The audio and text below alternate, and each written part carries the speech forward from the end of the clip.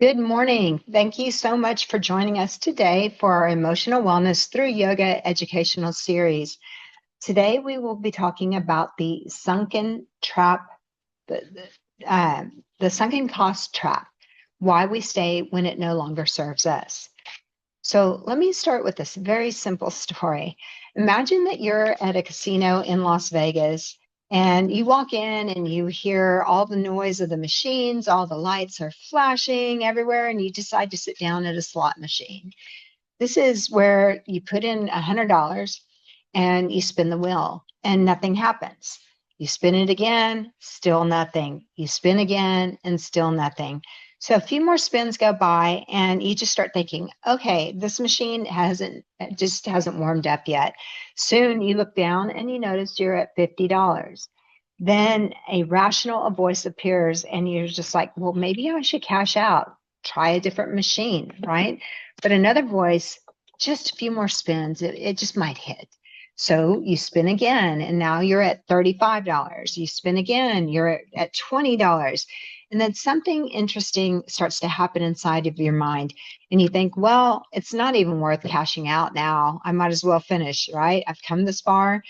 So a few more spins later, and then it's all gone. Every dollar. And the strange thing is that somewhere in this process, you already knew that you should walk away. You felt it. There was a moment when your intuition said, just stop. But something else took over.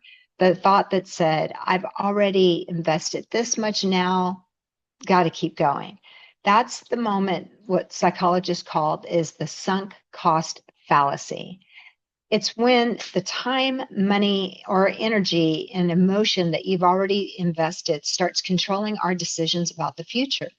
Instead of asking, what is the best choice forward? The mind starts asking, how can I justify what I've just spent? So, a parallel to real life is that casinos aren't the only place that this happens. We see it everywhere in life, in relationships that stopped being healthy years ago, in careers that we spent decades building secretly, um, in careers that we have spent decades building but secretly dreaded walking into, in degrees that we pursued because we thought it was the right path, even though it no longer felt aligned for us. In resentments we held on to because we invested so many years in this story.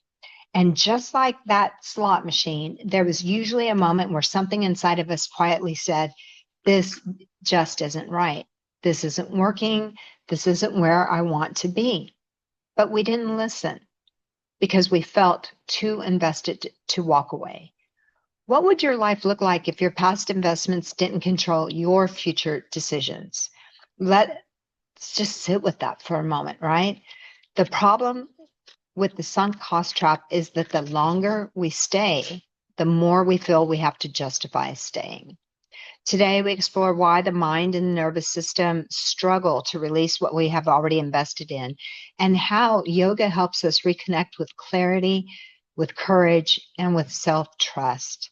So, what is the sunk cost fallacy? The sunk cost fallacy occurs when we continue investing in something simply because we have already invested so much. Instead of asking, what is the healthiest choice moving forward? The mind asks, how can I justify what I already gave?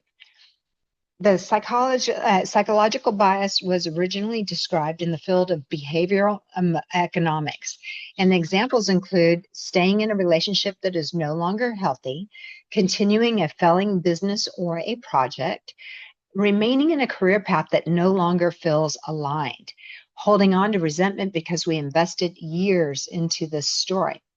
The past investment begins to dictate all of our future decisions.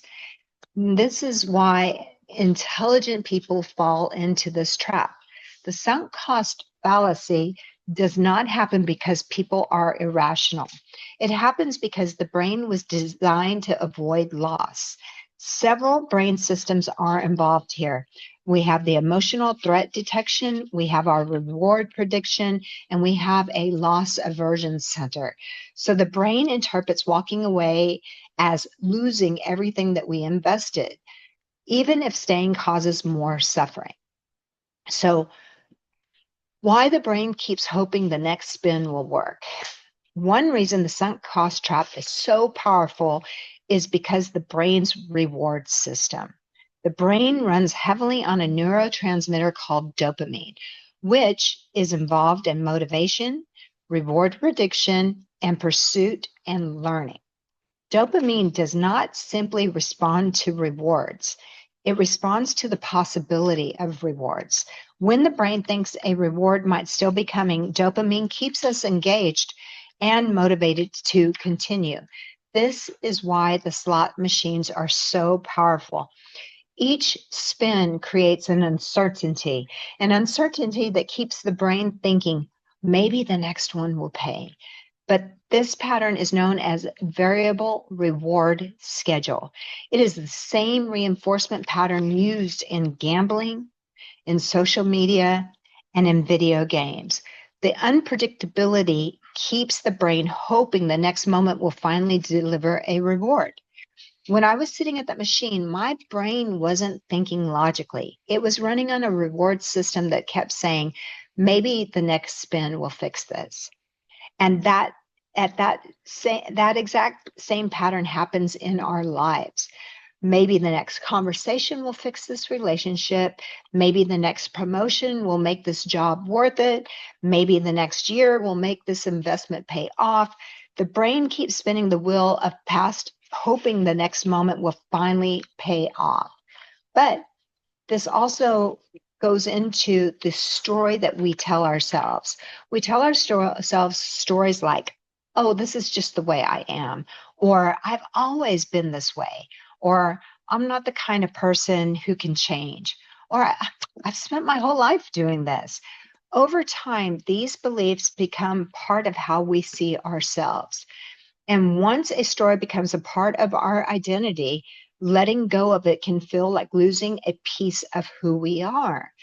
So we keep repeating the same patterns, not because they still serve us, but because we have invested years in believing this story, in believing our identity, in believing that this is the way it has to be.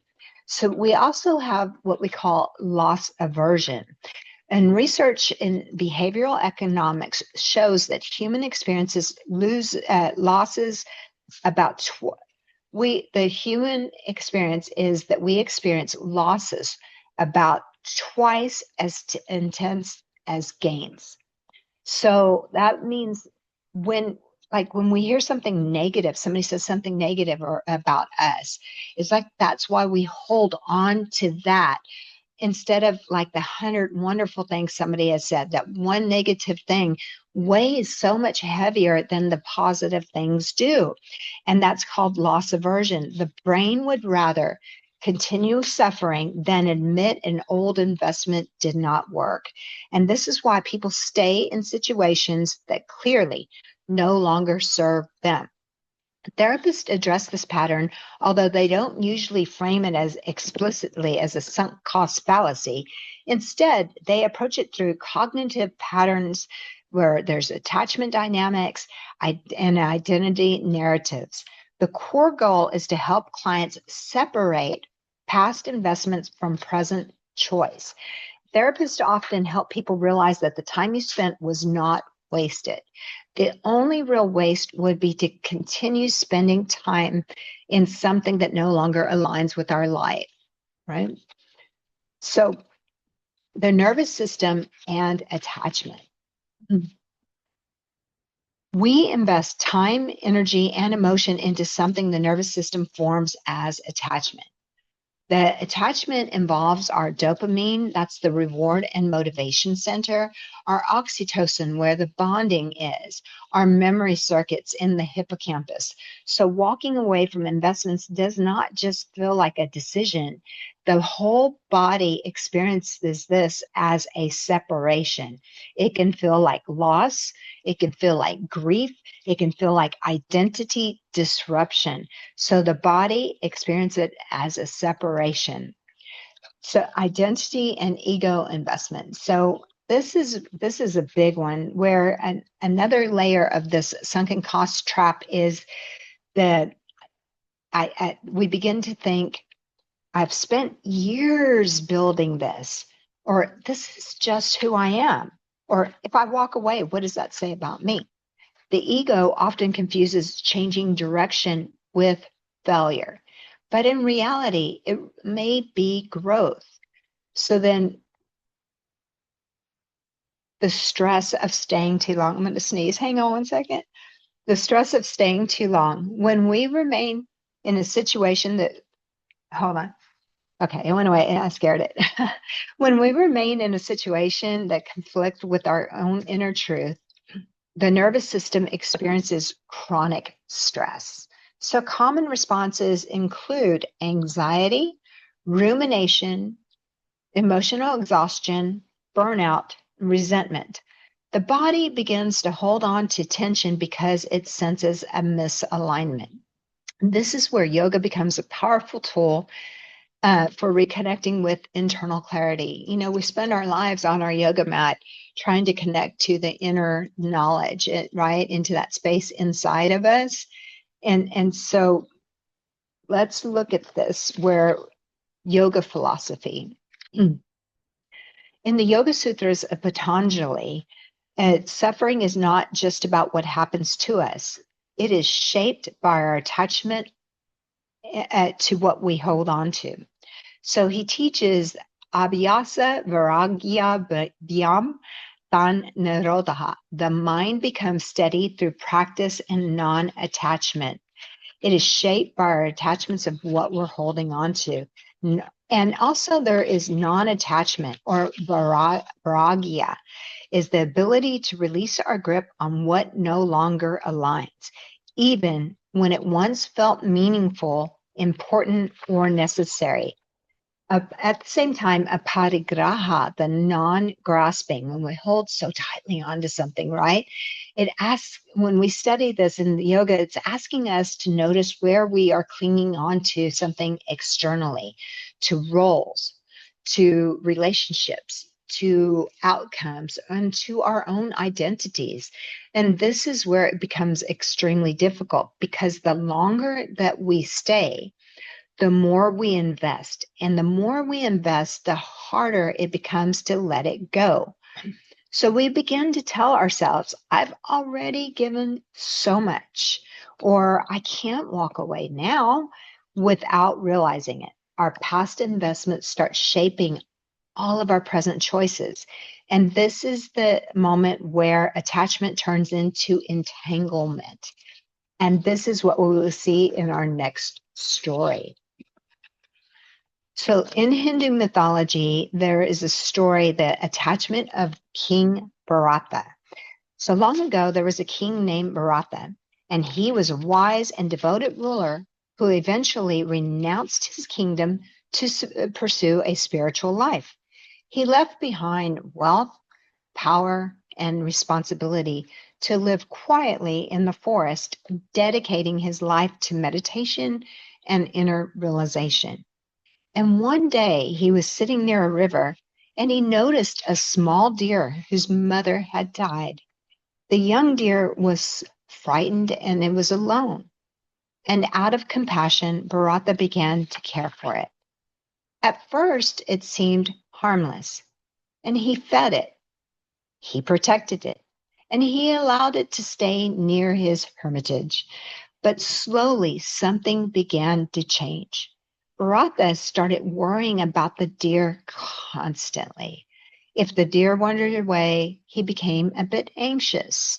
If it didn't return quickly, he would stop his meditation and to search for it. And gradually, the focus of his life had shifted. His spiritual practice, the very reason that he renounced his kingdom, became secondary. His mind was now occupied with the deer. And the lesson here is the story teaches us something subtle. Bharata did not become attached all at once. The attachment grew little by little. And because he had already invested so much care and attention into the deer, he could not even imagine letting it go. His past investments began to shape his present choices. So then this is where the connection to the sunk cost trap. This is similar to what we call the sunk cost fallacy. We invest time, we invest energy, we invest emotion and identity into something. Then we must continue because what we have already given, even if the attachment slowly pulls away from our deepest purpose. So here's a reflection question that you might want to ask yourself. Where in your life might something that began as care, as commitment, as responsibility, has slowly turned into attachment? Is there something that you continue investing in simply because you have already invested so much? So, why this story worked so well for this workshop? It mirrors the same arc as my casino story. In the casino, I said, I've already put too much in to stop. There's no point in pulling that money out and going to a different machine. I was already so. So in King Bharata, I've already invested too much care to let this little deer go. Both illustrate the same psychological pattern. Both illustrate the same pattern, past investment shaping our present behavior. Sometimes the things we hold on to are not bad things. They simply become attachments that slowly pull us away from the life that we were intended to live. It happens so gradually, we don't even notice it. And then all of a sudden, there it is. So our body also holds on. And so, why the body actually holds on, even when the mind knows something is no longer healthy, the body may resist the change. And this is happening because the nervous system prefers familiar discomfort over unfamiliar uncertainty. So, familiar pain, it's predictable. Change introduces uncertainty. And uncertainty activates the brain's threat detection systems.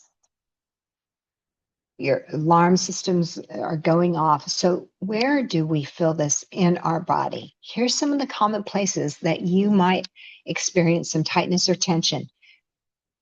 If when we stay too long in a situation, the jaw can start to hold suppressed frustration. Gets tight, you start having the clenching, those symptoms. Your shoulders can be very tight from carrying all the responsibility of this.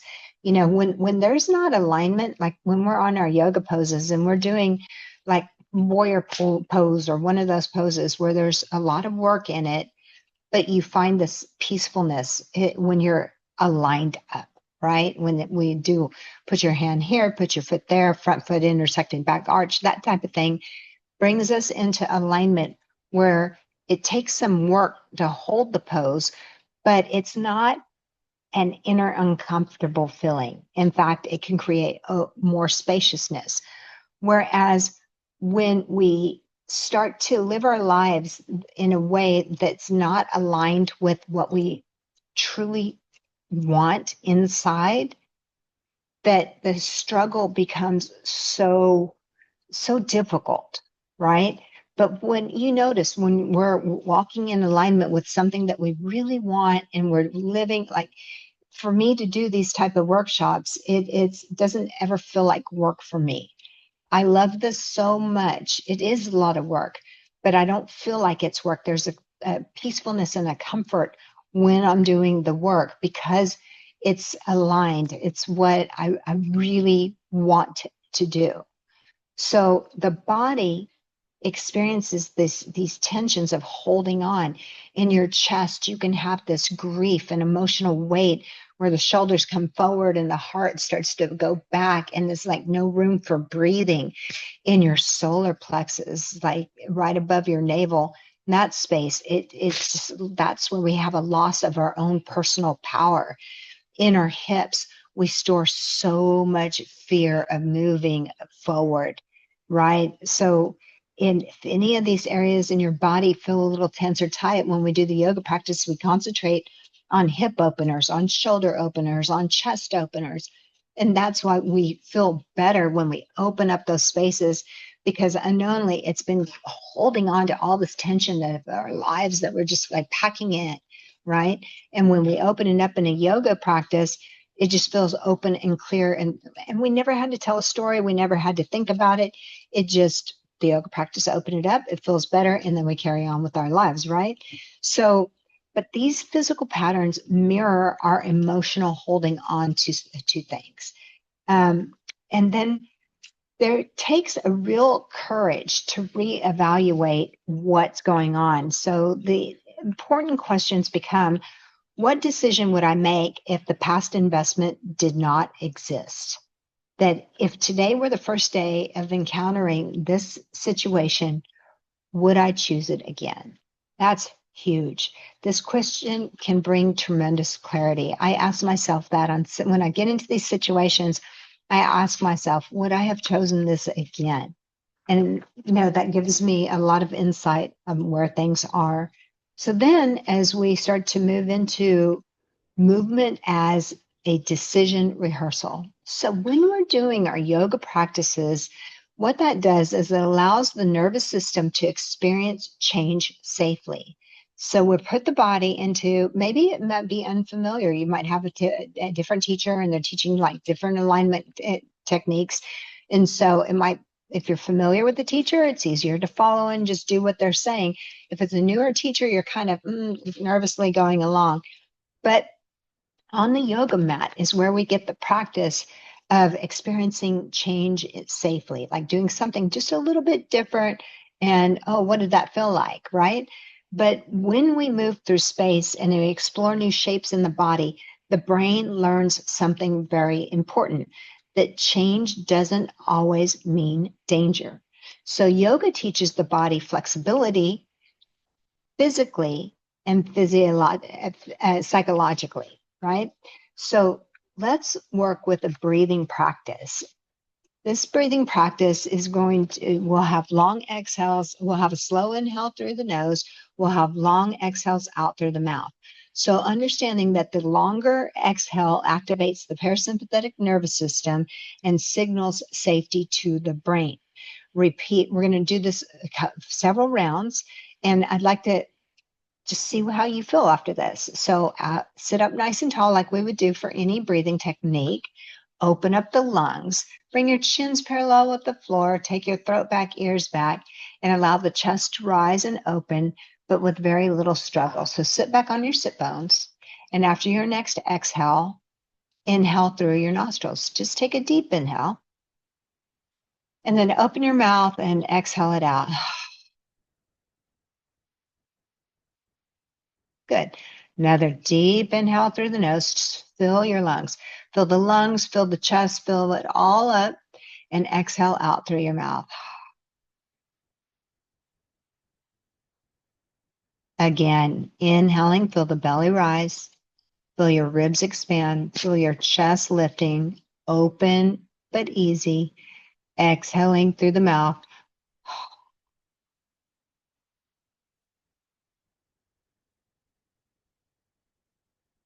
And return to your normal breathing, inhaling and exhaling.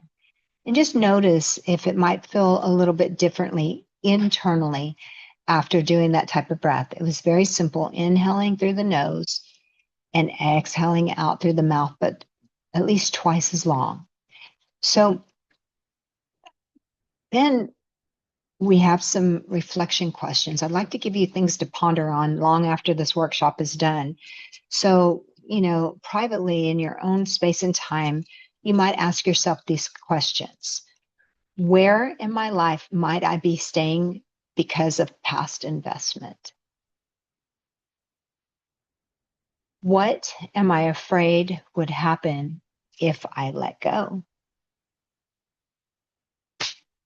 And what new possibility might open if I allowed myself to begin again? So, taking your time, just write those down, and then you can go back and look at that later. But let me offer a reframe. Walking away from something that no longer serves you is not wasted effort. Every experience contributed to your wisdom, your clarity, and your self-knowledge. The investment was not lost. It became learning. I think of it as expensive tuition, really expensive tuition sometimes. But I do feel like every experience from the past has shaped who and what is happening now. And there has to be a lot of gratitude for that as you evolve in life, right? So, from a yoga perspective, in yoga philosophy, growth often requires letting go of what once defined us. And just as trees release leaves in the autumn, we also shed our identities, beliefs, and attachments that have completed their purpose. Letting go begins to create space for new life. So, as a closing message, you're not required to keep investing in something simply because you once believed it. The past does not have to dictate your future. Your wisdom is not measured by how long we stayed. It's measured by how honestly we listen to what our life is asking of us now. It's as time goes on, it's a moving target. It's like, things that align at one point, maybe even 2 weeks ago, may not align now at that. And so it's just the moving on and evolving, but there's the growth inside. And when you start to come in and to get to know yourself better, you start to have to just like let go of old patterns and things when it becomes more and more authentic. I mean, if you think about it, we spend our lives trying to please everybody. We don't want anybody to think that we're dumb or we're not smart or you know what I mean? That you don't want people to think, most of us don't want people to think that. And you get to a point in your life that you realize that it doesn't really matter what others think, right? The truth, when you're aligning within yourself, there's something far greater in that and more powerful, because when you're true to yourself, it exudes so much strength and so much, it's a really wonderful feeling. Whereas when you rely on everybody else's opinion, that's constantly a moving target too. There's so I try not to rely on that. And that's what we teach in yoga too. It's just, when I teach a yoga class, there's no mirrors. I don't want you to look out. What we're doing is we're taking this practice that we're doing and we're working our way in to where we no longer need a reflection of who we are. There's this feeling of us inside that who knows who we are, right? And we align with that truth, and there's just like nothing can shake that. So I invite you to place one, if it feels all right for you, to place one hand on your heart and one hand on your belly, and just allow yourself to simply breathe in. Take a slow, deep inhale and a long exhale out. And silently repeat to yourself as you continue to breathe in, just like that. As you inhale next time, I honor the effort that I have given. And allow yourself to exhale out completely. The next inhalation in is I allow myself to release what is complete. And allow yourself to just exhale that out. The next inhalation in is I trust my ability to begin again. And exhale it out. Letting go is not about erasing the past. It's about freeing the future from being controlled by it. So there it is. And so when you go back and look at it on a video, and understanding that this is for educational purposes. So this workshop, it integrates neuroscience research, trauma theory, classical yoga philosophy, and it's educational in nature and not a substitute for psychotherapy or medical treatment. If you're experiencing any kind of acute distress, consult a licensed mental health professional, okay? But I have resources here. If this does interest you and just, spike a little something, the mission is for education. I really would like to bring yogic principles into the nervous system and putting all of science and yoga together to where we can make a real difference, and you have some tools to empower yourself. And there's the contact information for training opportunities if you something you'd like to learn more about and be able to teach. And then our resources and references. I'll kind of roll through this slowly, and you can go back in the video and stop if you want to look at any of these books or more places that I get my information from. And then we'll be moving over to our yoga practices. We'll be moving toward the floor. We'll need our straps today and some blocks. And when you take your seat on the floor, make sure that you sit up nice and tall. And as we take our seat, make sure that the view. Michelle, thank you for that. That was an awesome lecture.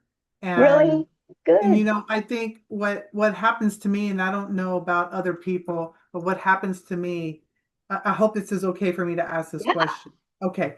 Okay. It's like, what happens when you realize something like that and that you have spent maybe too long is that there is a shame train that comes with it. Oh, yes. Yes. And It's so it's huge. what what would you suggest around working with, shame? Like, oh my God, I've Yeah. wasted so much time. What a dumbass. You know what I mean? Just how you go to the either shame or not good enough or what was I thinking or one more bad, just that negative spiral. I'm glad that you asked that because that is what we do in yoga practice, right? Is ego just getting, coming more into our truth center. And the thing is, it's the shame is all because we worry about what others will think of us. And Mhm. you know, and I know that as we get older, that means a lot less. Yeah. And when the shit really hits the fan, you get some sort of diagnosis, you get something, all that stuff no longer matters, right? Mhm. You get to that Think about point. what your dad said, right?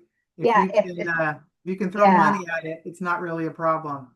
right. And Yeah. and so it's like, yeah, my thank you for bringing my dad into it too, because he always said, if money can fix it, then you don't have any problems. Yeah. And the thing is like, instead of wasting all this time, just coming into, that's why I love our yoga practice so much, is that we get to work this out on the mat.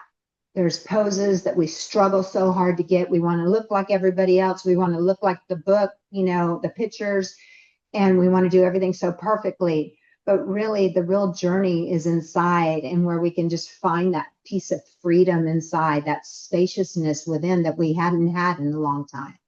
Mhm. So for me, that's been the But biggest isn't beautiful. isn't wouldn't this just one more question and I'll be quiet. Just one more question. No, So we have so wouldn't much time for this this. like wouldn't shame and the not good enough and I've wasted time, wouldn't that fall into a pattern of attachment too? Like I'm attached to this self-pity. Yes. Oh That falls yeah. into vairagya too. So okay, thank you very No, much. no, that I mean, this is all such an important. this is how we're tying this in, because if we understand that the nervous system and that there's something real that's happened biologically in our systems that is making this keep happening, right? It's perpetuating the cycle. This is not just because we're weak in our right. It's there's some nervous system that we were biologically programmed to have. And so when we realize there's some biology, something happening here, and then we understand that there's nervous system hacks, like working with the vagus nerve. What an amazing thing that we have is we have the connection to the vagus nerve, which innervates so much. And we have that connection by breathing. There's a few other things that you can do, but breathing is the major technique. And in Yes. yoga, one of the highest practices is pranayama. It's moving, right? So it's like we have this tie into the tools that we have been doing for so long that we can just, when we got to the mat, we stop like our story, we leave life over there. We step onto the mat, we feel the texture of the mat beneath us, and we become present in this moment.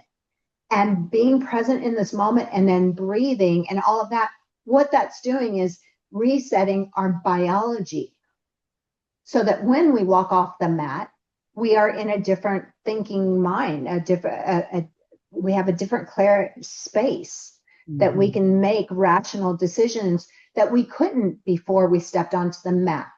I So always think this about is, what the Buddhists say is like you can't see your own head, so you yeah, don't necessarily know that this is going on until you know this is going on, and then yeah, you you're can in the decide thick of it. Like for most of us, life is just coming at us, happening to you. you're just in the thick of it and you're just dog paddling, here's the next thing, here's the next thing. And so before you know it, you're just on autopilot in survival. And so what we're doing with this is that every time we step onto our mat, whether we've studied nervous system before or not, this is what we've been feeling when you come off the mat and you feel something, you feel better inside. You feel like you're able to handle a little bit more or stay calmer for longer, right? So Right. this is where we tie it in and we're finding out all these pearls that are in the practice that we were so lucky to have access to long before we even knew what it was doing for us. But Michelle, thank you so something, much. I mean, this is I know thank, that this has made an impact on a lot of people's lives, but this has really made an impact on mine, and I just wanted to say thank you. I love you, Gretchen. Thank you so much for that because it's such a big thing. Yeah, come. Well, let's sit down and let's. Our practice is really good. It's Ariel Swartz. I got some moves from her. And so once y'all get seated, just take a moment now and we get to leave all of that behind. The notepads are over there. Our thinking brain is over there. And all we're going to do is just sit. And when we sit, make that space, the inner thighs back and apart, sit on the lip of the blanket so you get the pelvic tilt. And then really allow yourself to anchor the seat down. And then by feeling the seat anchoring down, lift up. So the crown of your head is lifting up. So creating spaciousness for the breath. And as you allow yourself to breathe in and exhale out, just notice, like start to let the shoulders relax away from your ears. As you continue to press down through your seat, extending up through the spine, bring your chins parallel with the floor. Take your whole throat and ears and move those back in space. As you move that back in space, again, push down through your seat, lifting through the crown of the head, and see if you can just get a few inches taller. And then I try to sit up so tall, I push my low ribs forward, so I'm going to pull those back ever so slightly. And then I press down, extend up, and there's something magical that happens that there's this internal space and it feels a bit more comfortable. When you find that place, allow yourself to come into your breathing on inhaling and exhaling. You don't have to control it so much. Just notice that I'm breathing in and notice that you're exhaling out. You've simply arrived in the space. There's an inhalation through the nose now and an exhalation. And you could sigh, just let it go. Again, inhaling through the nose. In your next breath, just make it a loud sigh. Let it go. One more, just like that. Inhaling deeply. When you exhale, let it go. Almost the lion breath, right? Now, return back to any type of breathing pattern that you would like. But sit up taller and taller and make that space and enjoy the comfort inside. And as you are sitting, start to bring to mind any intention that you might want to have for this practice today. For me, I'd like to be more open to see clearly, even if it's uncomfortable. Or I'm willing to be honest with myself about what no longer is working. Or that I trust myself to recognize what aligns with me and what no longer does. So wherever these intentions may be for you, start to bring that into your mind and into your heart. As you allow yourself to exhale out completely, we'll take a deep inhale through the nostrils, deep breath, and then take another breath in. And then as you exhale, open your mouth and sigh, exhale, and just let that go. Again, inhaling through the nostrils, deep, full breath, and then take another one. And then open your mouth and let that go. Last one, take a deep inhale all the way to the bottom of the lungs. Take another one, stack it up. And then when you exhale, exhale and let that go. We'll bring our hands into the heart center, pressing the palms against one another. Allow the heart to open and shine. And we'll begin our practice with the sound of Om and having our opening invocation. Keeping your intention deep within your own heart. After your next exhale, we will inhale to begin. Ooh.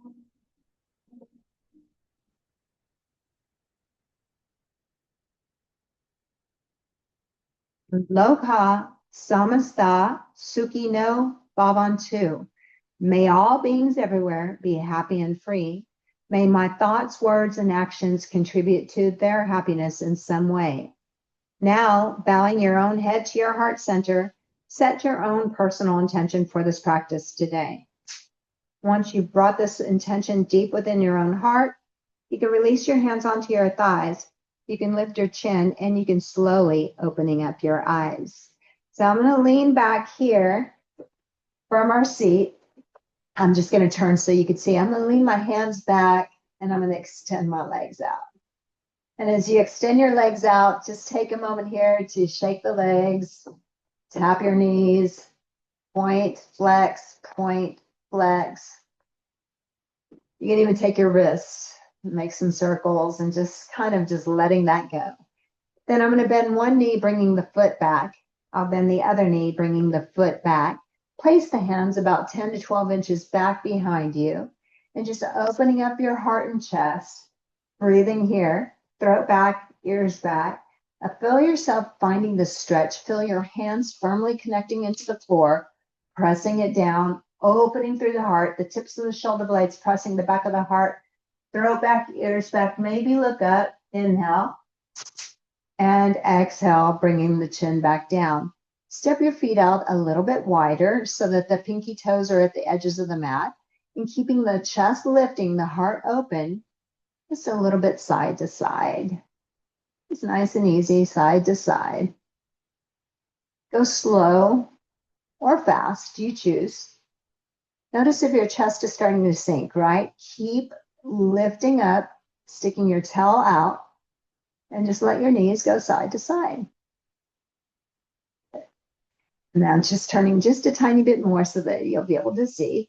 As you keep your chest lifting bright and tall, I'll take my right leg and see if I can't cross it over the left ankle. So ankle over knee. The hands are continuing, nothing changed in the back. My hands are 10 to 12 inches behind me. Shrug your shoulder blades onto your back, hug your inner elbows into one another. Keep lifting your heart, flex your right foot, and just think about your right knee moving away from you. So you could be doing this on the chair as a figure 4, but just keep the posture up, the chest open. The left leg could even be even further out away from you, and that would be less tension on the hip. But now taking a moment here just to go a little bit side to side. And then slow that motion down. Keep your heart lifting, throat back. The chest is proud, side to side.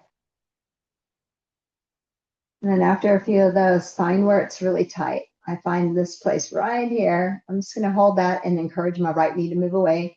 Keep lifting through my heart and chest. This will work on the shoulders too, right? Do you feel that? Then bringing it back. Then I'll let the right leg go down. Feet are about hip bone distance apart. Then I'll take my left leg, cross it over, making like the figure four. So if you're sitting in the chair, but if you want to sit up tall, throat back, ears back. And I just want to see where this is for me today. I'm like, okay, left hip is pretty tight. I'm just moving so that you can get the view. Keep pressing the tips of the shoulder blades into the back of the heart. So the foot out further, the right foot out further is less stretch. The foot in closer is more intense. You chose where you want to be. Flex your feet, get really strong. Point your feet if you know what that is. And we'll just go nice and easy side to side. And I want to notice what's happening in the left hip. And just breathing here, inhaling and exhaling. Keep your chest lifting, throat back. I know my arms are getting tired, my shoulders are getting tired. That's okay. Go really slow. And I want to find that place that feels a little tighter or tenser than the other. And then when I find that, I come back, then back to the center. And you have your feet, pinky toes on the edges, just side and let your just like whole hips go. And then take your shoulders the opposite way. So my shoulders are going to the left and the knees are over to the right. Then slowly left knee comes up, right knee comes up. Then they go over to the left. Shoulders go to the right. And I'm lifting up out of the low back, maybe even looking over my right shoulder. Right knee up, left knee up. Go back over to the right. Get taller in the chest, more of a back bendy, opening up. Left knee, right knee, center, over to the left, last time. Shoulder blades in, pressing the tips of the shoulder blades into the heart, looking over the right shoulder, and then back to the center. I'm gonna come forward and I'm gonna give my wrist a break. Oh, yeah. And then just a little bit more. Okay, ready? We're gonna do that same thing again. So see how I'm tilting the top of my pelvis angle toward the floor. The feet are hip and distance apart. The hands 10 to 12 inches back behind me. So what I'm doing is I bring my shoulder blades closer to one another, tuck them into the back pocket, press the tips of the shoulder blades to lift the heart, throat back, ears back. Now this is a breathing technique. So you take a deep inhale, exhale completely. Another deep inhale. Exhale completely. Inhale halfway. And when you exhale, just pump your belly. Exhale, Kapalabhati breathing. Heart lifting.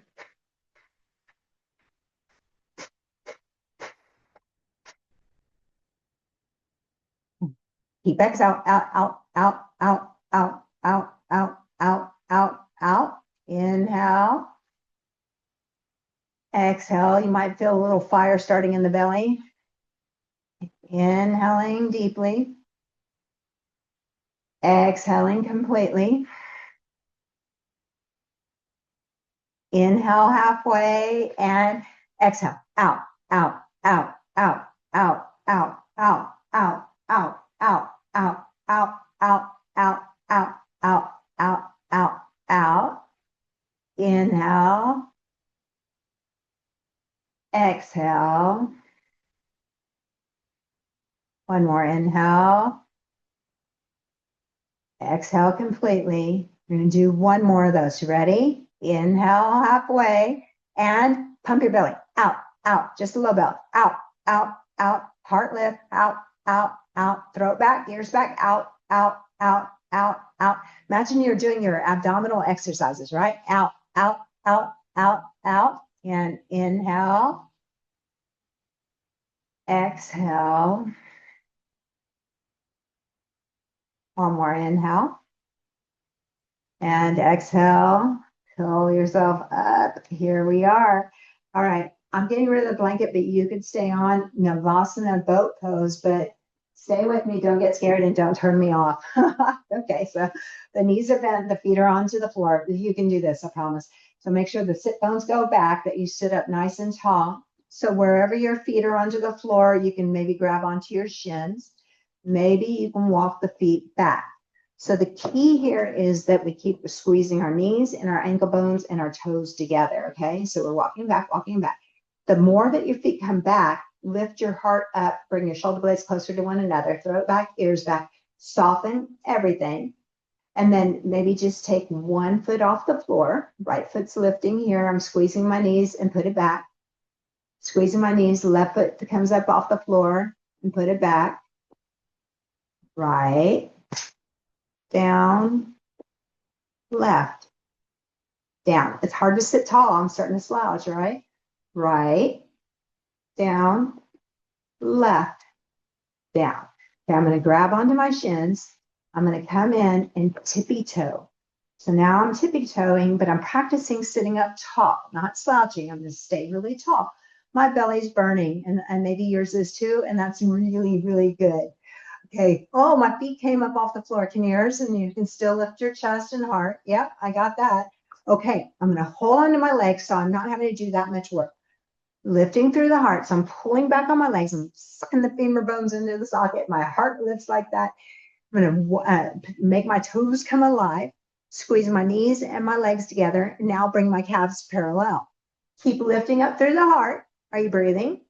Now, keep holding on so you don't have to do the work, or you can let it go, but just do right leg up, ooh, the left leg up, ah.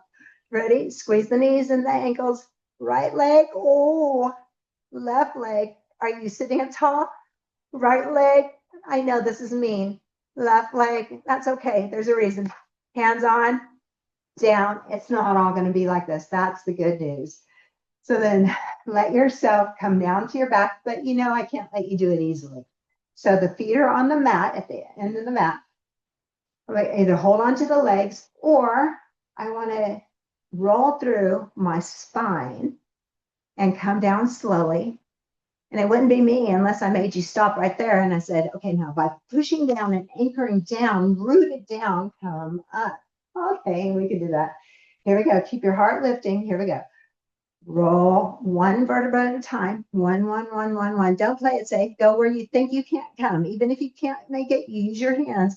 But then root it down and lift with your heart the bravery to come up. Ready?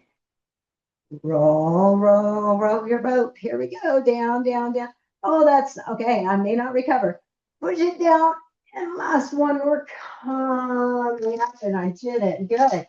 All right. So now this one, I promise we're going down to the floor. Go down, down, down, down, down, down, down, down. Oh, that feels so good. Take a moment here. Stretch your arms and stretch your legs. I love yoga. I don't know if you do, but I do.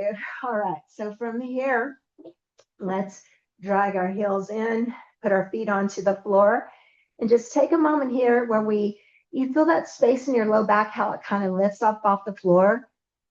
Curl your tail up and push your middle back into the floor. And then stick your butt out and you feel that arch again. So we tuck the tail, the arch is gone, and then stick your butt out, the arch is back. So we're going to do that really slowly, and I just want you to feel the back body. Arch, tuck your tail, flat back, strong feet. Do that a couple of times. That just feels good all day. I might do that a few times. All right, and then we'll stop in a neutral position. Take your right knee up into your chest. So you can interlace your hands. If your head and shoulders came off the floor, once you grab onto it, lay yourself back down. All right, so the left foot is on the floor. I'm bringing the right knee up into my chest. I'm going to move my foot so you can see the foot. It's just kind of there right now. Bring the right knee up into the center of the chest. The right knee maybe over toward the right shoulder. and just go side to side toward the center, over to your right shoulder, center, kind of roll through and see what's in there for you, right? And just breathe here. All right, now if it's available, take your left leg and extend that all the way out. Flex your feet, both of them super strong. Draw the right knee up into your chest. Do you feel the right front hip muscle?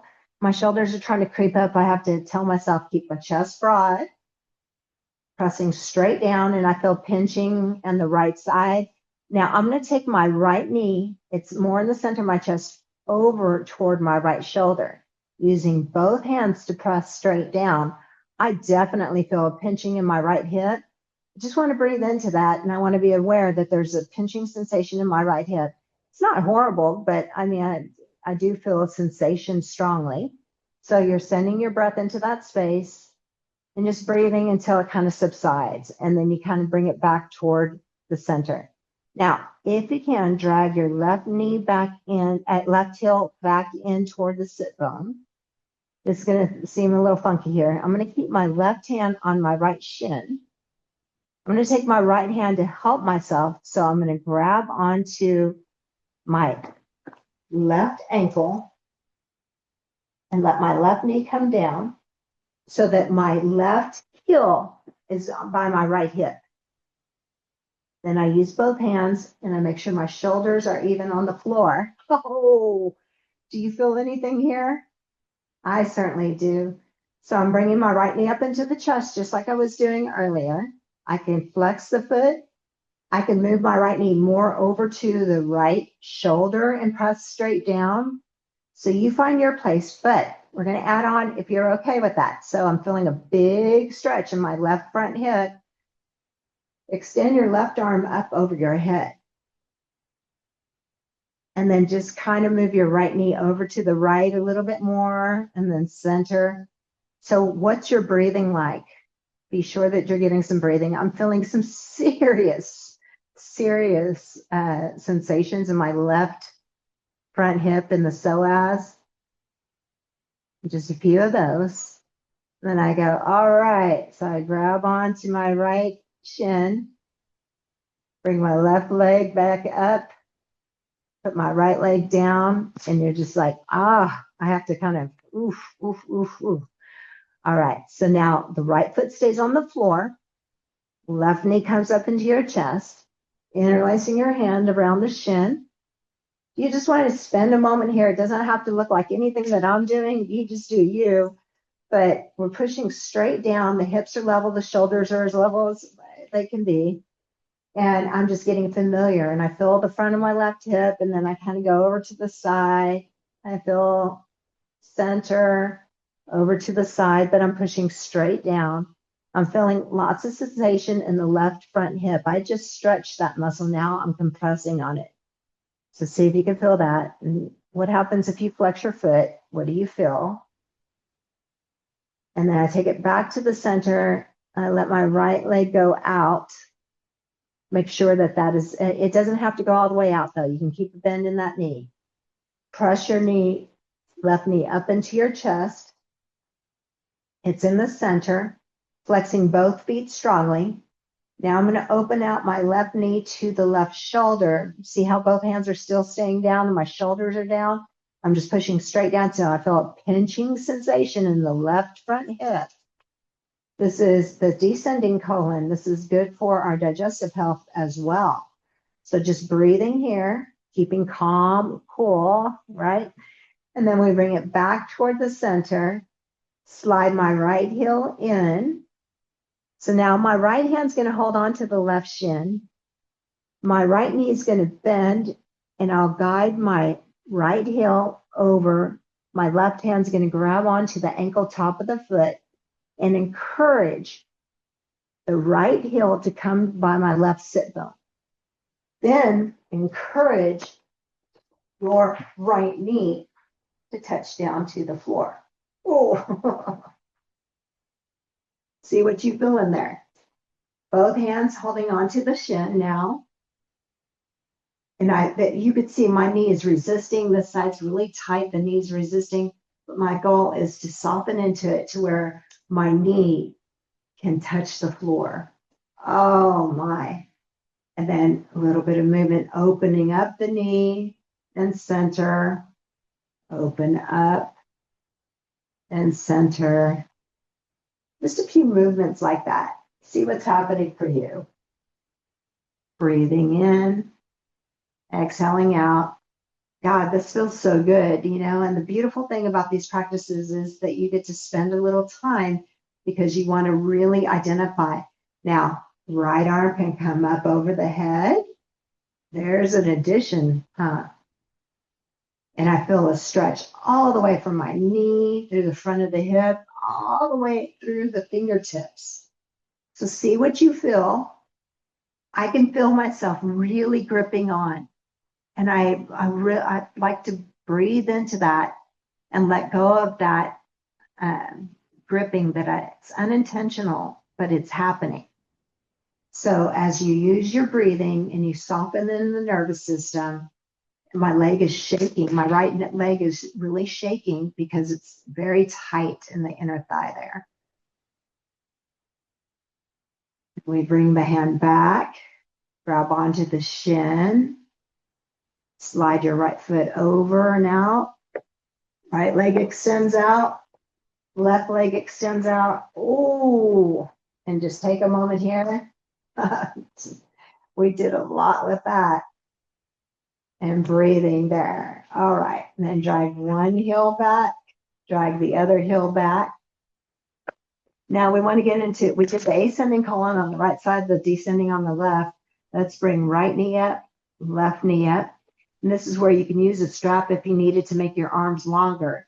But I want to squeeze my knees into my chest. I'd like to flex my feet strongly, but wrap around, interlacing your hands so that you're really holding on. Your shoulders go back down, chest open and broad, feet are flexed and active, tail is reaching down, and you get this squeeze. Then I want to loosen up a little bit here and see if my knees can go right knee over the right shoulder, left knee over the left shoulder. Reach around and wrap. This is where you can hold the strap if you need to. Flex your feet strong, reach your tail down. So keep your back on the ground, shoulders on the ground, and push straight down to where you feel maybe a pinching sensation in both front hips. If you can get both front hips at the same time, just breathing into that, inhaling and exhaling to watch that maybe subside. That's also the transverse colon. When you feel that, you know you're in the right spot. And just breathe into it, inhaling and exhaling. And then I'm going to release some of that pressure, although it feels so good. I'm going to release it back to the center. And then you can kiss your knees for me because mine are working today. This is good. One foot down, the other foot down. So now the feet are hip bone distance apart. You're laying onto the ground on your back. Arms are alongside of you. So do this really slow. So the arms are pushing down, the feet are pushing down. I would like for you to push down in the arms and the feet to where you curl your tail. So I'm lifting a little bit of my spine, really pressing through the feet and arms, lifting up the pelvis, bringing my chest to my chin. When the chest touches the chin moves away. Now I want to bring it down slow, where it's like setting a strand of pearls on the counter. Top to bottom, slow, one pearl at a time, where you're rolling through the back, the tail is tilted, and then it releases down. Okay? Now, if it's comfortable for you, we'll add a movement in here, and it'll be the arms lifting. So pushing through your feet, as you begin to push down, lift your hips, and take your arms up and over and go up. Now bringing it down slow, one vertebra at a time. Feel it curl up in the belly. Feel the tail curl. And feel each vertebra as you bring it down. And then finally the tail is down and arms are down. Let's do that a couple more times. You ready? We'll inhale. Begin to lift and open. Remember when the chest touches the chin moves away slightly. Don't let your knees splay out. Don't let your feet lift. Here we go. Exhaling. I feel it from the upper back, one vertebra at a time. Upper back into the middle back, one vertebra at a time. Middle back into the lower back, one vertebra at a time. And then finally the tail releases. Ready? Here we go. Push it down. No force. Just going up, up, up. I'm getting a cramp. Oh, man. Up, up, up. Okay, once you're there, slower the better. Here we go. Bring it down between the shoulder blades, one vertebra at a time, right below the shoulder blades, middle of the back, one vertebra at a time, curling through the tail, one vertebra at a time, and then finally the tail is down. That is so beautiful. And take a moment here, hug your knees into your chest, and just breathe. This is where we will use a strap now. So I'm going to grab my strap. We have a little loop on it. And so this, I love this one. Okay. As you lay onto your back, draw your right knee up into your chest. You draw your right knee up into your chest. We already kind of did that, right? But now this time we're taking a strap and we're going on to the ball of the foot. And I'm going to let my right leg go up using my right arm to hold onto the strap. So you can see my palm is facing in. I grab onto the strap, but try not to make your knuckles all white. Flex your left foot, and so be really active like you're standing in the center of the room. See how my right shoulder has lifted from the floor? I want to take the head of the arm bone in. So now the shoulder's down. This could mean your leg is way over here, but straight and strong and stretching through the back of the knee. It could mean your leg is here, but it's got to be straight and strong. Your toes could be touching over your head. Doesn't make you any better of a person, right? So just be where it is, honestly, where the hips not hiking up, but the hips are staying level. You're getting this deep, honest stretch, and you breathe. So I'm looking at my right toes, and I'm just breathing in and exhaling out, inhaling and exhale. Inhale and exhale. Maybe I'll find a little more space as I hold it here. Maybe I can creep my hand up higher up on this. You could even be holding on to your big toe with the peace fingers and the thumb. Your choice. But breathing in and exhaling out. Now extend your left arm out to the side, shoulder height with the palm down. That's kind of the anchor. I'll turn my right toes out to the right. Inhale. And by really encouraging the left thigh to stay down, opening out the right leg out to the right. The toes are turning down. The heel is turning up. So wherever you are, holding on to the strap, but move your own belly buttons to the left. Moving your belly buttons to the left. Breathing here. Inhaling and exhaling. Just find that deep stretch. This is like doing a triangle pose standing, but we don't have to stand. Aren't you lucky? Yes. And then by pushing through your right leg, your left leg and your left palm, inhale the right leg back up. Bring both hands to it, or with both hands hold the strap, but we're going to change. So now the left hand is going to go to the outside of the right leg. The right arm's going to go out with the palm down as the anchor. Take a deep inhale, and as you exhale, let your right leg go over to the left side, wherever that might be. Keep your right hip tacking down, right shoulder down. You can look up, you can look to your right fingertips, but just breathing. Be active in the right foot, be active in the left foot, and yes, you will roll over to your left outer hip and left outer blade of the foot. That's fine. Wherever that might be, you could even have your knee bent. It doesn't have to be an extended leg. Spinal twist. Then by pushing through the right hand and the left heel, inhale, bring it back to the center. Now we're back in the center. You bring your right knee up into your chest. You want to kiss this sucker. So I'm going to reach up so I can squeeze my throat. Give it a kiss. and then release the right leg out. So let your feet just fall out to the sides and breathe. Then bring your legs close together. Now pretend like we're standing in the center of the room. We've done this pose standing. You're standing in the center of the room, so you're really engaged. Left knee comes up into your chest. You're standing. You've really got to keep your balance. Heart is open, chest is open, both feet are engaged, and you're breathing here. Then you're going to take the strap to the ball of the foot, or you can use your grab onto your big toe, but you want to be straight, strong, and true in your left leg. Stretching behind the knee, straight left arm. Whoop, okay. Straight left arm. Really active in the pushing of the ball of the foot. So we want to be careful that the hip doesn't come up like this so we can get our foot here, because that's not true. It's not alignment, doesn't feel good. So long side body, even on both sides. Right leg is extended out, and you're pretending like you're standing. So this leg has to be like a standing leg. Both of them do. Open up your heart and breathe. If it works for you, you'll take your right arm out to the side, palm down, and anchor that sucker. Taking a deep inhale. And as you exhale, let the left leg open out to the side. I angle my toes down and my heel up. It gets that femur to turn. And just breathe in here. Woo. Trying to find all the angles that are not horrible.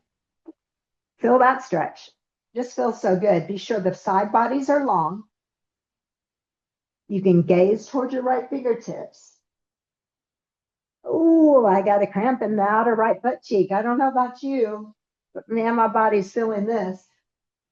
And then by pushing down through my right hand and my right heel, inhale, hoist the leg back up, switch hands. So now my right hand's going to that outer left leg. Left arm extends out. I'm going for my spinal twist. Remember, you can have your knee bent too. Either way, inhale. As you exhale, left hip tacks down as the leg goes over. I'm rolling onto a right outer hip. My belly button's moving to the left as my leg goes over to the right. Ooh, there's a push-pull thing happening. Breathing here. Ooh. And then anchor your left hand down, right heel down. Inhale it up. Oh my. And reach up here. Kiss this knee, bend the knee. Kiss it a couple times because this one really doesn't like to work. And then extend it out and down. And just breathe here. It's so beautiful. So now we'll take a moment. Separate your feet again, where your pinky toes are on the edges of the mat, and give yourself a little sway. Once again, maybe this time with the arms up over the head. Sway it side to side. This is nice all day, right? And then if you feel a tight side, let both knees stay over on one side, and allow yourself to, whatever side your knees are on, turn your face to the opposite side with the arms up overhead. And see if you can feel that. So both of my knees are over to the left. I'm looking over to the right, and I feel big, intense. My right side is a very tight side for me. Just breathing into that tightness and tenderness. And then I'll start with inhaling right knee up first, followed by the left, and then they're back to the center. Inhale, and as you exhale, both knees can go over to the right. You look toward the left, and let your knees really surrender to the floor. See if you can just feel like gravity do the work there, and breathe. Inhaling and exhale.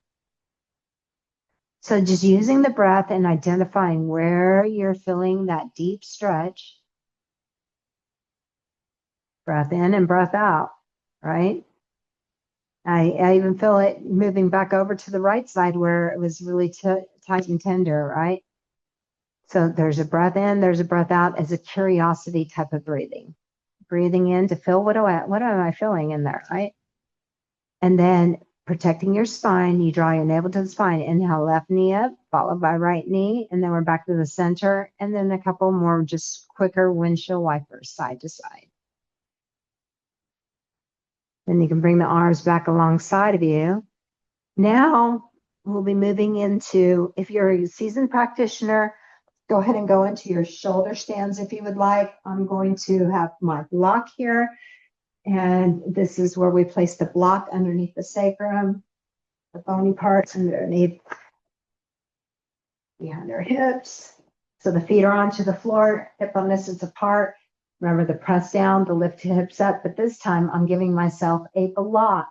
And I'm going to find the Goldilocks position where when I've set my hips back down, it feels like pure relief, wherever that is for you. Once I set my hips down on it, my knees are bent, my feet are onto the floor. What I try to do is dig my elbows into the ground and scooch my shoulders further away so I get this additional length in my side body. And just breathe. Be sure that you've surrendered the weight into the block and you just really let the pelvis settle in. Now, this is where you're in a full shoulder stand if you're a regular practitioner and wanted to do it. But when I'm doing the block variation, the knee over the hip, my hips are really relaxed. There's no abdominal work whatsoever. One leg goes up, the other leg goes up. My hips are now higher than my heart. This is such a nice inversion, really great for the nervous system. Should be no work. You can have your knees slightly bent, but just make sure the feet are dangly, that there is no abdominal work. If there is, you readjust that block and find that Goldilocks and just breathe. So we're just letting all the blood drain from the lower extremities. The lymphatic system, your little housekeepers are there waiting to clean that stuff up. So if my knees are too close into my chest, then it becomes abdominal work. So I want my knees truly over the hip joint. And where there's a letting go, where I feel the softness in my throat and my jaw, face, the breath in, the breath out, just simple breathing in and breathing out. And just when you envision that there's this cleansing process of the blood and all the fluid in the extremities, I just like to think about all the toxins being released from my lower extremities. So nice to reverse gravity. And the breath in and the breath out. It's all in the breathing too. So the breathing, your exhalation is one of your cleansing, natural cleansing techniques. You want to be sure that you are able to exhale the breath out. So really tune into your own breathing, inhaling and exhaling. The inhale, not even that important. It's more on just letting yourself exhale. And every time you exhale, feel the body just softening deeper into the earth. Then breath in and breath out. Are your shoulders truly relaxed? Your jaw, your face. And then the legs start feeling like they're falling asleep. So this is something that you can do at home. You can have your legs at the wall as long as the back of your legs, try to get those as close and your butt to the wall with the legs up. But you can use blocks to elevate the hips. I'm going to bend my knees. You stay there if you're okay to stay there. That at home and when you're doing this practice, there's other levels that you can be doing, right? That would be even higher, your choice where you want to be. But do this one at home if you can. Where you are is we've bent our knees, calves parallel with the floor. Allow one foot to come down. Allow the other foot to come down. Be down. Walk the feet back just a tiny bit so that they feel strong and supported. When that happens, push down and tighten through the buttocks. Lift your block out, then bring your spine down one vertebra at a time, top to bottom, like we did earlier. Roll it down. Now we're down. Take a moment here. Hug your knees into your chest. As you hug your knees into your chest, you can bring the feet onto the floor again. This time, supine spinal twist. Right leg crosses over the left, crossing high in the thigh.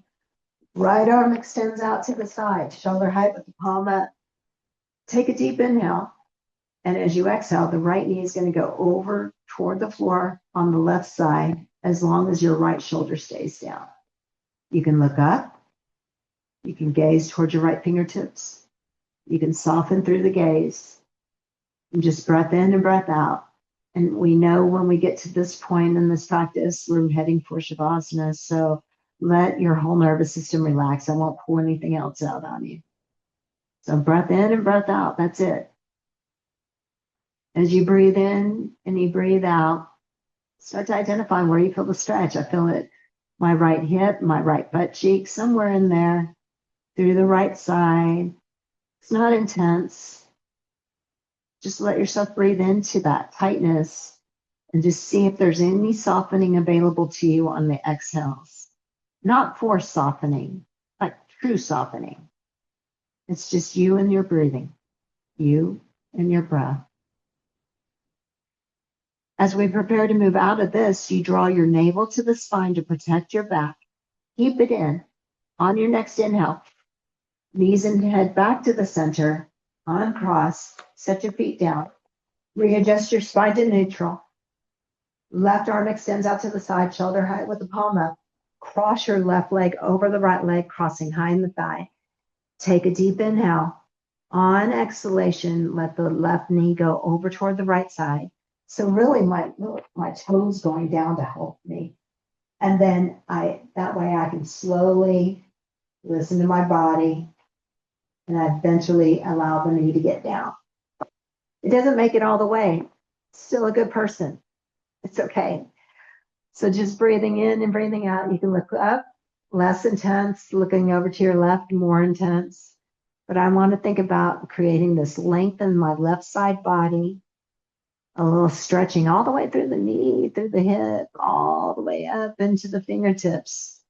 So wherever that is for you, inhaling and exhaling, where can you find a little softening on an exhalation in the practice?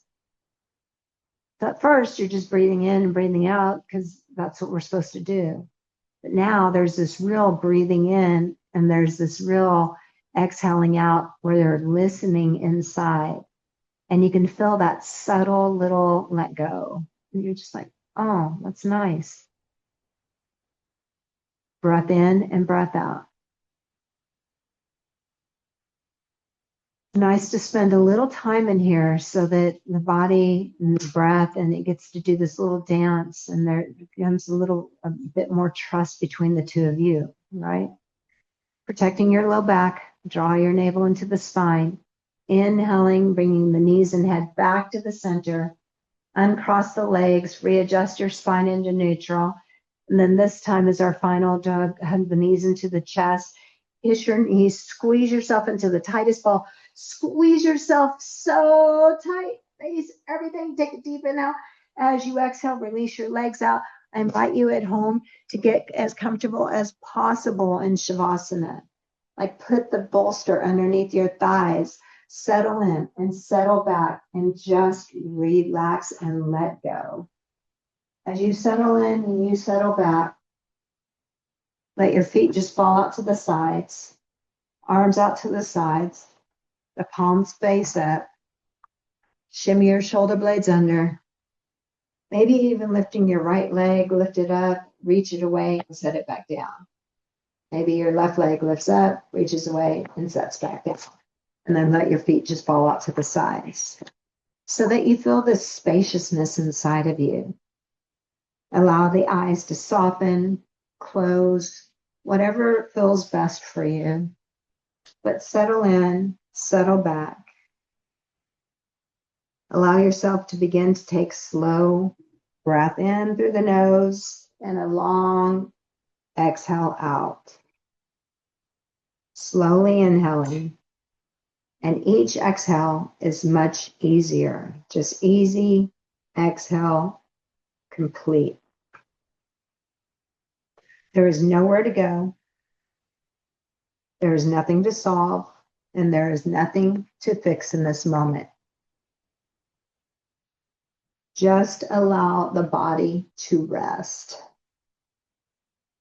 Notice the surface beneath you, supporting your entire weight, the floor holding you without effort.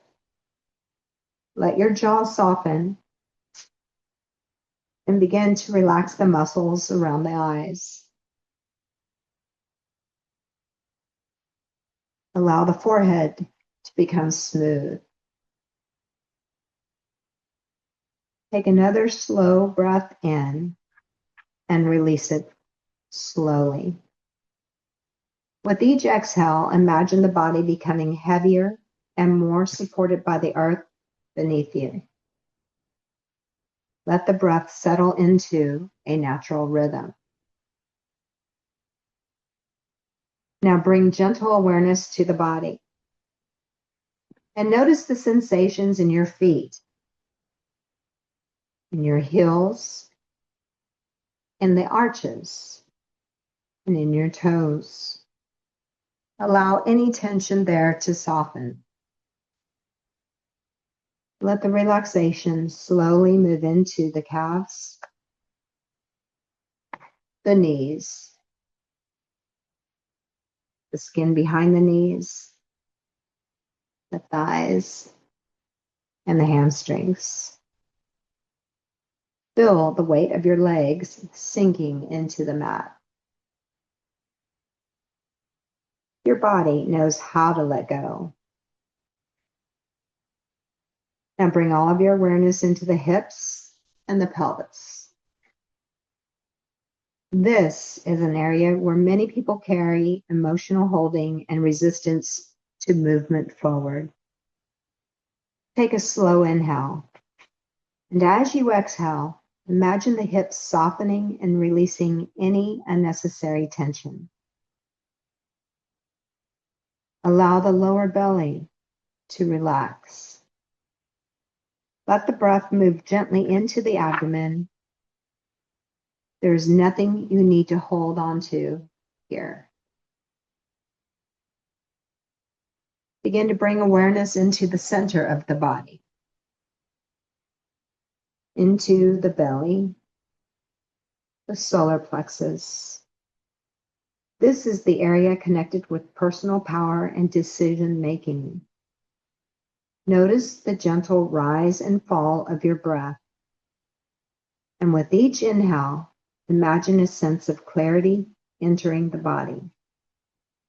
And with each exhale, release pressure, self-judgment, or doubt. You are allowed to learn, you are allowed to grow, and you are allowed to change direction. Now bring your awareness to the heart center and notice the natural movement of the breath in the chest. Perhaps there are places in your life where you have invested deeply. Time, energy, emotion, care, and effort. Notice if any feelings arise when you acknowledge these investments. There is no need to judge them. Just simply observe. Your willingness to invest in life is not a weakness. It's evidence of your capacity to care. Take a slow, deep breath in and exhale out gently. Now imagine holding something in your hands, something from your life that you've been holding on to very tightly. It may be a relationship, a job, an identity, a story about yourself, a belief that says, I've already invested too much to let this go. And notice how it feels to hold this tightly. Notice the effort required to keep gripping it. Now imagine slowly opening your hands, not forcing anything away, but just allowing for space. Let the hands relax. Let the grip soften. You're not erasing the past. You're simply releasing the pressure to keep holding on to what may have already be completed. Take another slow breath in and feel the possibility of space opening. Bring your awareness now to the breath again. Inhale slowly. Exhale gently. Your past investments were your journey. They shaped your learning. They taught you about yourself. Nothing that helped you grow is truly wasted.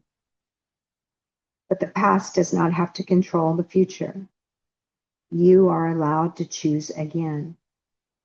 You are allowed to change direction. And you are allowed to listen to the wisdom that lives inside your body. Imagine now that you are standing at the edge of the path. Behind you is everything that you have experienced in your life so far. Every effort, every decision, every lesson. Ahead of you is open space, possibility, new direction. And take a moment to feel both, the past behind you, future in front of you. Your life is not defined by where you have been. It is shaped by the awareness you bring into this moment and the choices that you make moving forward. Return once more to your breath. Slowly inhale, long exhale, and feel the body resting. Feel the support of the ground beneath you. In this moment, allow yourself to repeat quietly in the mind, I honor what I have invested in my life. I release the pressure to keep holding on to what no longer serves me. I trust my ability to move forward with clarity. I am allowed to begin again. We'll stay here for a few more quiet breaths. Allow the body to absorb the practice. The nervous system is settling. The mind is becoming still. There is nothing to force. There is nothing to rush. Just rest.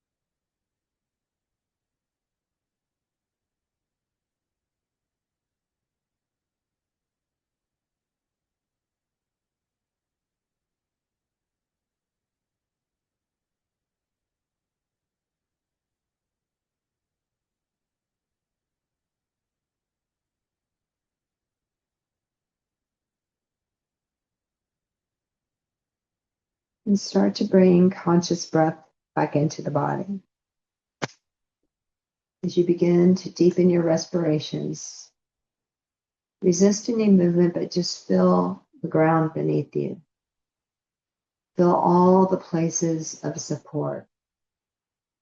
Feel all the places of your body that connect with the ground beneath you. The heels, the calves, back of the knees, thighs. Wherever there's support underneath your back body, become aware of that place. The buttocks, back, sides of your back, shoulders, back of your head, arms, back of your hands, all the places that are connected to support in the back body. As you continue to bring awareness into the breath, every inhalation and every exhalation, allow every inhalation to be energizing. Allow every exhalation to continue cleansing. When you exhale, be sure that you're exhaling completely. As you continue to bring conscious breath back into your body, becoming aware of your physical body, becoming aware of your fingers, becoming aware of your toes, a little movement in the fingers, a little movement in the toes. If it feels good to you, take a deep body stretch, stretching the arms up overhead, stretching out through your legs. Take a deep body stretch, stretching the right side a little more than the left side a little more than the right, stretching them both out evenly. Deep body, yawn. When the time is right, you'll slowly begin to bend the knees, placing the feet onto the floor. Let yourself remain there for a moment. There's a bolster underneath you, working your feet to the floor, scooching that out and away. Allow yourself to gently turn over to your right side and just stay curled up in a little ball. Like, don't pop up. Stay there.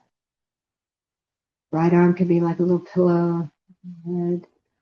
Just breathe. Curl up on the right side. Little tiny ball. Breath in, breath out.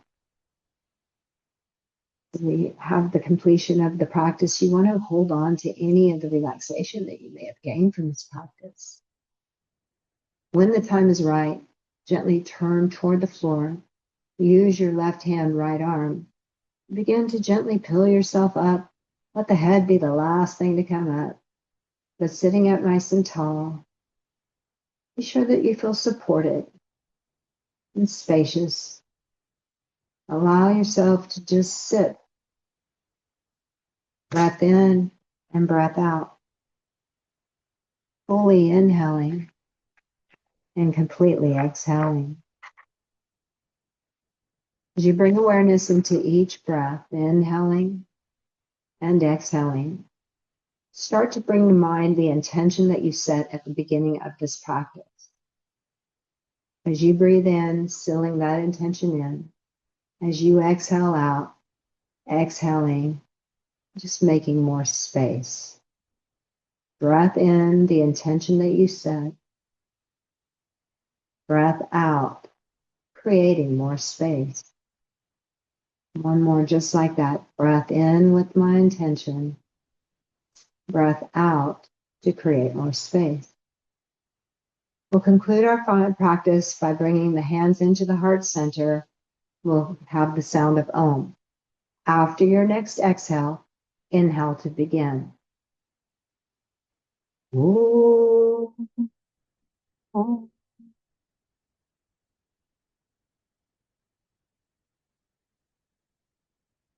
Bowing your head to your heart center, letting the light within your heart shine up even brighter. Acknowledge all the beauty in your own heart, all the light that shines. As we wish light for everyone, we bow to each other's light with Namaste. Thank you so much for joining us today.